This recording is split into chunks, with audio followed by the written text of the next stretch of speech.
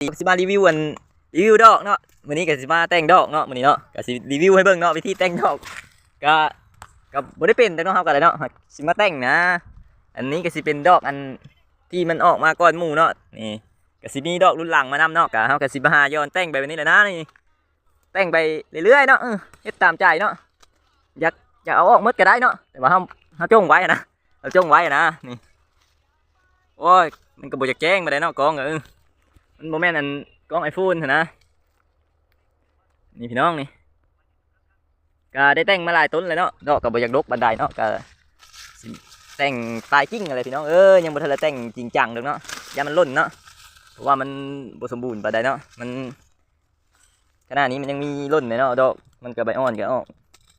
ก็แต่งตามกิ้งเล็กกิ้งน้อยไปนี่ใบกิ้งแต่งออกเนาะการนี้เลยพี่น้องอยู่สวนคือเก้านี่แหละแต่ละมือแต่ละเป็นเนาะก็เฮ็ดคิกคอกใบพี่น้องเลยกะต้นกับพอดีเนาะบ่ได้ใหญ่บ่ได้สูงบ่ได้เตี้ยปานใดเนาะพอดีขึ้นพี่น้องนี่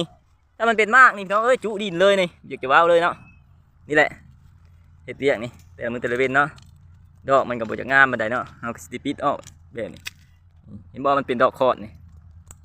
ถ้ามันเป็นพัวแบบนี้ก็คืองามแฮงเนาะพี่น้อง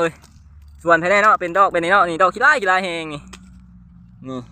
ก็นี่แหละพี่น้องแต่ละมือแต่ละเว้นเนาะเฮ็ดงานเนาะก็บ่มีหยังหลายเนาะพี่น้องเนาะก็อย่าลืมเลยพี่น้องว่าอะไรกันเลยฝากกดไลค์กดแชร์นะพี่น้องกดติดตามเข้ามาเบิ้งใหม่กันเลยเนาะก็มีอย่างไรพี่น้องมีคลิปจำนี้เลยให้เบิ้งเนาะก็มีแต่ดอกน้องยามมากมันจังใช้เบิ้งเนาะตอนนี้มันยังเป็นดอกอยู่ก็บ่มีอย่างไรเลยพี่น้องคือว้าวแหละ